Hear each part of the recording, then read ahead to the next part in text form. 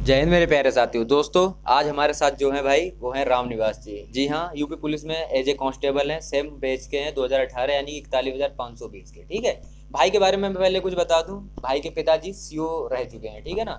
लगभग 2010 में रिटायर हुए थे सीओ पद से। यानी कि सीओ आप लोग जान ही रहे हो ना, क्या होता है सर्किल ऑफिसर। एसपी साहब से मतलब जो नीचे होते हैं वो सीओ होते हैं। ठीक है। नेक्स्ट इनका प्रमोशन एसपी पे ही होता है। तो आज भाई से बात करेंगे कि कब लगे थे, कैसे लगे थे, कितने मार्क्स थे, इस सब चीजों पर आपको बताएंगे। ठीक है। सबसे पहले भाई आप कब सिलेक्ट हुए थे? मैं सिलेक्ट हुआ था 2018 में, फॉर्म मैंने डाले हैं। फिर मैं 19 में मेरा रिजल्ट आया है, मैं सेलेक्ट हुआ हूँ। ठीक है भाई। 19 में। ठीक है ना। 19 में रिजल्ट आया था और सिलेक्ट हुए थे। आपकी सर ज्वाइनिंग डेट कब है? ज्वाइनिंग डेट मेरी 2 दिसंबर 2019 है। 2 दिसंबर हाँ, 2019 है 2 ना। दिसंबर 2019 है। ऐसा ही होता है। देखो सेम बैच अगर होता है ना तो यही होता है। दिसंबर अब 19 आया ना तो तीनों प्लेट पे 19 लगता। जो 19 लिखा होता है ना स्टार्टिंग में, अगर 19 है तो 19 बैच के हो, 20 लिखा है तो 20 बैच के हो, 21 लिखा है तो 21 बैच के हो। इससे पता ये चलता है तीनों प्लेट से कि आप किस बैच के हो, यानी किस ईयर में आप जो आपने जॉब पाई है। ठीक है। तो ये चीजें होती हैं, बेसिक चीजें। अच्छा सर, आप एक बार और बताइए कि आपके कितने क्वेश्चन ठीक थे, कितना आपका मार्क्स बना था टोटल? क्वेश्चन तो एक्चुअली मुझे अभी पूरे से कम्प्लीटली याद नहीं है। हालांकि मेरे 236 नंबर उस समय आए थे।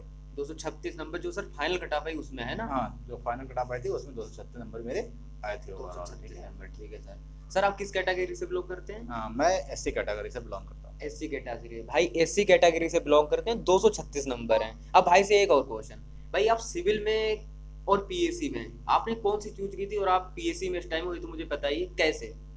ऐसा होता है ना, अपन हम लोग क्या करते हैं, फॉर्म भरते समय कुछ कमियां कर देते हैं। अब जैसे कमी कमी क्या है कि पीएससी में आना बहुत अच्छी बात है। पीएससी में पूरा हम लोग अपना स्टेट वगैरह कई स्टेट घूम लेते हैं। इलेक्शन के दौरान हम बाहर भी चले जाते हैं और घूमने को भी अपन को बहुत मिलता है। और ये अच्छी सर्विस है, क्योंकि ना किसी को मतलब सता करके, ना रुपया किसी मतलब किसी को सताना नहीं है। फिर भी हमको डीए का रुपए मिल रहा है, जो कि हमारा एक ऊपरी आय है ना। ठीक है। तो पीएससी आना बहुत अच्छी बात है। इसमें समय से छुट्टी मिलती है, समय सारी सुविधाएं मिलती हैं। पीएससी में ऐसा हुआ है ना कि हम लोग फॉर्म भरते हैं तो पहले प्रीमिनरी जो आता है प्राथमिकता जिसे कहते हैं, हम लोग जो पहले प्राथमिकता देते हैं, अगर हम लोग पीएससी को देते हैं तो हम लोग पीएससी में ही सिलेक्ट होंगे।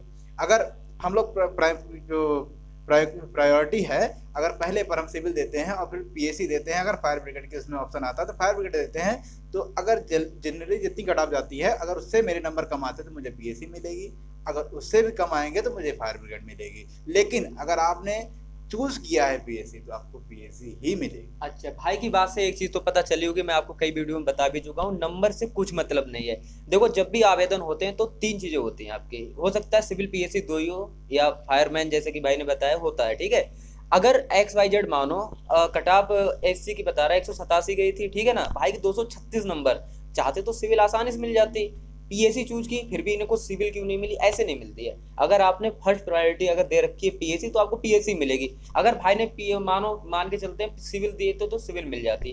अब भाई वही बात करते हैं, 187 की जगह नंबर की जगह 190 होते। ठीक है। और भाई ने सिविल चूज की होती फर्स्ट प्रायोरिटी, तो इनको फिर भी सिविल नहीं मिलती, इनको फिर भी पीएससी मिलती।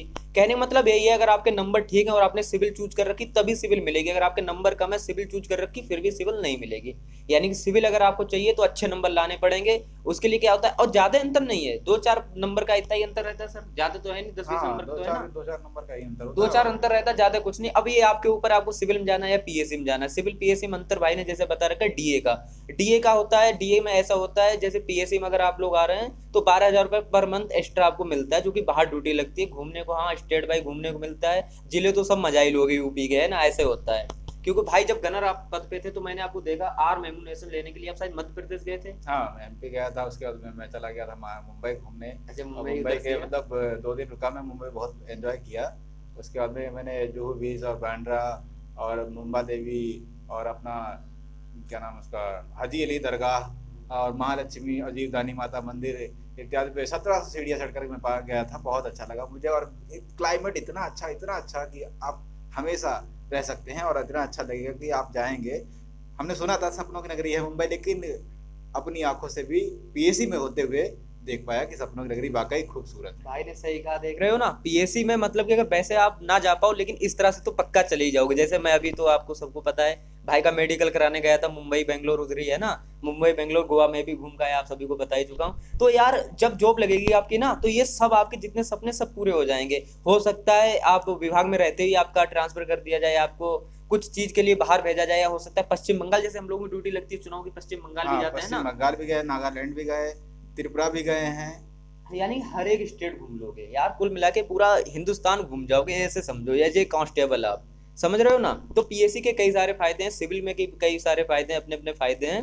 दोनों जॉब अच्छी हैं, आप फॉर्म डालिए, आपको बेस्ट ऑफ लक सभी लोगों के लिए, आपको जॉब मिले। तैयारी अच्छा सर कैसे करें ये लोग, क्योंकि मैं तो बताता रहता हूँ, आपके हिसाब से कैसे तैयारी की जाए। हमारे हिसाब से इनको तैयारी, पहली बात तो यह है कि लगातार करते रहें, हम्म। क्योंकि भाई कोई भी चीज है, कोई भी आप किसी चीज की प्रिपरेशन कर रहे हैं, जब तक लगातार आप तैयारी नहीं करेंगे तब तक आपको सफलता नहीं मिलनी है। अब ये सोचिए कि अपन आज नहीं, चलो ठीक है, कल 2 घंटे पढ़ लेंगे या 4 घंटे पढ़ लेंगे या 10 घंटे पढ़ लेंगे, लेकिन ऐसा नहीं होता है। हमारा दिल जो है वो हमें करने को मना कर देता है, लेकिन हमारा जो दिमाग होता है वो शार्प होता है, वो कहता है नहीं आज नहीं करना, कल करेंगे, कल नहीं परसों करेंगे। लेकिन हम अपने मन को शांत कराएं, अगर हमारा मन कंट्रोल कर जाए कर लेंगे, तब हम कहीं भी सफलता हासिल कर लेंगे। सही बात है, मतलब पहले खुद पे कंट्रोल बनाओ, क्योंकि कई चीज मैंने देखा भी है, हमारे साथ भी यही होता था जी, क्योंकि हम लोग भी बाहर रह के, मैं तो बाहर रह के पढ़ाई की थी। भाई आपने कहाँ रह के पढ़ाई की थी? मैं तो भाई अपने घर पे ही पढ़ाई किया हूँ, मैंने कहीं भी कोचिंग नहीं की है। सेल्फ स्टडी की है ना? सेल्फ स्टडी की है। यूट्यूब से सर पढ़ाई की हो? नहीं, यूट्यूब से नहीं, मैंने ओनली बुक्स। ओनली बुक्स से? Only books. तो कहने मतलब भाई का देख रहे हो ना, क्योंकि देखो भाई के तो पापा जी सीईओ रह चुके थे, तो भाई को पहले ही बहुत चीजें कानून की भी नॉलेज थी, मतलब कि विभाग की भी जानकारी थी, भाई के पास सब कुछ था वो उपलब्ध, कि हाँ घर पे रह के इनको सेल्फ स्टडी करने से ही इनको जॉब मिल गई। ठीक है, हाँ, हालांकि मैंने ऑनलाइन ऑफलाइन कोचिंग की थी, ऑफलाइन कोचिंग की थी बाहर जाके, और उसके बाद मैंने यूट्यूब से भी पढ़ाई की थी, मैं आपको बता भी चुका हूँ। तो भाई सेल्फ स्टडी, और ये बात सही भी, आप सेल्फ स्टडी से भी अगर आप सही पढ़ने में हो तो सेल्फ स्टडी से भी पढ़ाई कर सकते हो, वरना आजकल तो आप लोग जान ही रहे हो कितनी कोचिंग से कहीं भी पढ़ लो, है ना। तो बहुत सी बातें हैं सर। अच्छा, इस बार मुझे लग रहा है जो जनरल की कट ऑफ कितनी जाने वाली, क्योंकि 2018 में 225 नंबर गई थी, 5 साल बाद वैकेंसी आई थी, है ना, कई साल बाद मतलब वैकेंसी आई थी। तो इस साल भी 5 साल बाद वैकेंसी आ रही, तो आपके हिसाब से जनरल की कट ऑफ कितनी तक रह सकती है, उसी के हिसाब से सब कैटेगरीज की मतलब कि एक आइडिया लगा सकते हैं। फिलहाल जनरल की जो कट ऑफ है वो अन्य बैचों से आप कम आएगी, अपनी बैच से।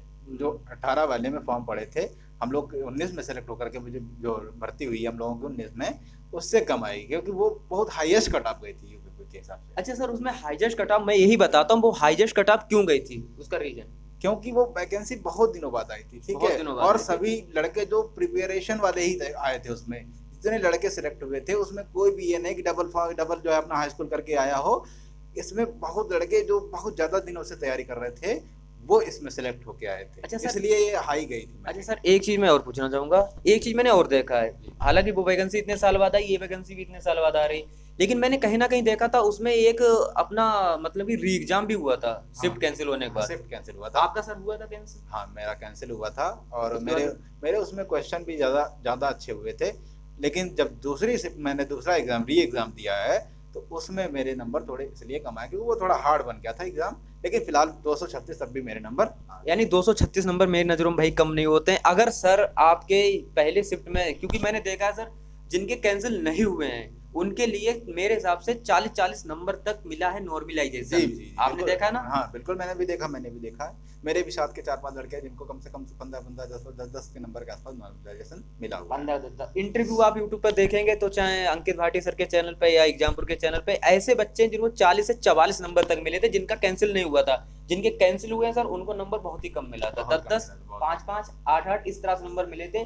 लेकिन जिनका कैंसिल नहीं हुआ था, क्योंकि 3 कैंसिल जिनका हुआ उनको 3 महीने का समय एक्स्ट्रा दिया गया, और जिनका कैंसिल नहीं हुआ तो उन्होंने एक ही बार एग्जाम दिया है ना, क्योंकि सेकंड शिफ्ट कैंसिल हुई थी, तभी उनको ज्यादा नंबर दिए गए। क्योंकि हम लोगों को इसलिए नंबर कम दिए गए क्योंकि हम लोगों को 3 महीना और एक्स्ट्रा टाइम मिला काम करने पर उस पर, है ना, यही रीजन रहा था। जी। जब 40 नंबर नॉर्मलाइजेशन की जिस चीज में मिलते हैं ना, अगर सिंपल बात है, अगर आपके 200 नंबर बढ़ रहे हैं और 240 नंबर आपको एक्स्ट्रा मिल रहे हैं तो 240 नंबर हो जाते हैं। इसी तरह से 180 नंबर बन रहे हैं तो 220 नंबर हो जाते हैं कट ऑफ में, कहीं ना कहीं इसीलिए इतना ज्यादा उछाल देखने को मिला था। हाँ जी सर, बिल्कुल यही उछाल देखने को मिलता है। क्योंकि सर मैंने देखा फिर 49,568 कुछ ही दिनों बाद वैकेंसी आ गई थी, उसका भी एग्जाम हुआ, फिर उसमें कट ऑफ इतनी ज्यादा कम कि जनरल की आई थिंक एक 86 रह गई और ओबीसी की एक 72, है ना, इस तरह से थी। मैं आपको बता दूं उसमें भी मेरा सिलेक्शन हुआ, उसमें सर मेरा भी सिलेक्शन हुआ था उसमें। क्योंकि बात यही होता है, अगर एक बार आपके लिए कॉन्फिडेंस आ जाए ना, यूपी पुलिस के लिए अगर आप एक बार निकाल गए तो हर बार एग्जाम निकाल जाओगे, क्यों? उसमें फिर आपका अंदर कॉन्फिडेंस आ जाता है। तो सर आपने दोबारा जब एग्जाम दिया तो दोबारा कितने आपके मार्क्स थे तक लगभग दोबारा? लगभग 255 के करीब आए थे। 255 करीब, क्योंकि वही चीज सेम 6 महीने में एग्जाम हो गया, सब चीज तो वही थी है ना, और एग्जाम भी वही लेवल आया, सब कुछ वही था। 236 भाई के पहले थे, 255 इस नंबर में थे, क्योंकि मैं भी दोबारा एग्जाम दिया था, उसमें मेरे भी क्वेश्चन अच्छे खासे थे। तकरीबन मुझे ऐसे एडजस्ट तो पता नहीं, मतलब कि एकदम कंफर्म पता नहीं, फिलहाल 100 से क्वेश्चन ऊपर ही मेरे ठीक थे, क्योंकि उसमें भी मेरा 232 नंबर और इसमें भी मेरा कुछ इस तरह से था, ठीक है ना। मुझे अब एक में भर्ती मिल जाए, फिर सोचा दूसरा क्या ही एक जो बेकार करो, है ना। अगर कंफर्म हो गई होती तो शायद हम दोबारा फॉर्म भी नहीं डालते, क्योंकि लेकिन उस समय कंफर्म नहीं थी, मेडिकल कुछ भी नहीं हुआ था, इसीलिए हम लोगों ने फॉर्म डाले थे, ठीक है। तो और सर कुछ बताना चाहेंगे तैयारी करने वालों के लिए? तैयारी करने वालों के लिए ये बताएंगे कि आप अपना जो है कंटिन्यूसली एक टाइम बना लें। टाइम में तो ये है कि दिन में 2-4 ये अपना फिक्स कर लें कि 4 घंटे मुझे आज पढ़ने हैं, और कल भी मैं ही यही कंटिन्यूसली करूँगा। लेकिन ये है कि हर दिन में आपको ये करना है कि आप हर दिन में कम से कम 1 घंटा बढ़ाते जाएं, क्योंकि तैयारी जब रेगुलर करेंगे तभी आपका सिलेक्शन हो पाएगा, ठीक है। और मैथ रीजनिंग ऐसी चीज़ें हैं जो एक सिमिलैरिटी होती है, आप मैथ रीजनिंग का दोनों का करते रहेंगे प्रयास, तब भी अच्छी बात है, आपकी रीजनिंग सॉल्व होती रहेगी धीरे धीरे अपना आराम से। कि भाई ने फिर वही बात बताई जो मैं आपको बताता हूँ, मैथ रीजनिंग हिंदी ऐसे सब्जेक्ट हैं जो पता है कि हाँ इतने क्वेश्चन इनके इतने चैप्टर्स हैं, जीके का कोई आता नहीं है, कुछ पता नहीं है कहाँ से क्वेश्चन आए। यूपी से ज्यादा संबंधित क्वेश्चन आते हैं सर, आर्टिकल भी 3-3 क्वेश्चन आए थे री एग्जाम में, है ना। बिल्कुल आर्टिकल भी आते हैं, करंट अफेयर भी आते हैं। अच्छा आर्टिकल की बात मैं बताऊं, आर्टिकल 2018 में नहीं आए थे, जो अपने लोगों ने पहले दिया था कैंसिल, उसमें नहीं आए थे, लेकिन री एग्जाम में 3 आए थे आर्टिकल, वो भी 3 आए थे। 55 आर्टिकल नीचे से ही आए थे, 52 से नीचे आए थे, मतलब 24, 23, 21, 22 इस तरह से आए थे, ठीक है। तो बहुत सी अच्छी बातें हैं। फिलहाल आप लोग, आई होप आप लोग समझे होंगे, भर्ती आपको जिद है तो आप भी लोग भी ऐसी तैयारी करते रहें, बाकी हम लोग हैं आपका साथ देने के लिए, ठीक है। मिलते हैं किसी नेक्स्ट वीडियो में, तब तक के लिए थैंक यू, जय हिंद। भाई कुछ कहना चाहेंगे लास्ट में? मैं ये कहूँगा आपके लिए आगे की शुभकामनाएं, और क्या, आप तैयारी करते रहिए, हो सकता है आप भी मेरे तरीके सफलता प्राप्त करें। जी हाँ बिल्कुल, एज ए कांस्टेबल बनिए, पहली सीढ़ी है, उसके बाद अभी भाई को बहुत आगे जाना है, हम भी सोच रहे थोड़ा आगे बढ़ जाएं, और आप लोगों को तो बहुत आगे जाना है, ठीक है ना। पहले पहली सीढ़ी पकड़ लो, और पहली सीढ़ी आपकी यूपी पुलिस कांस्टेबल होने वाली है, ठीक है। चलते हैं, जय।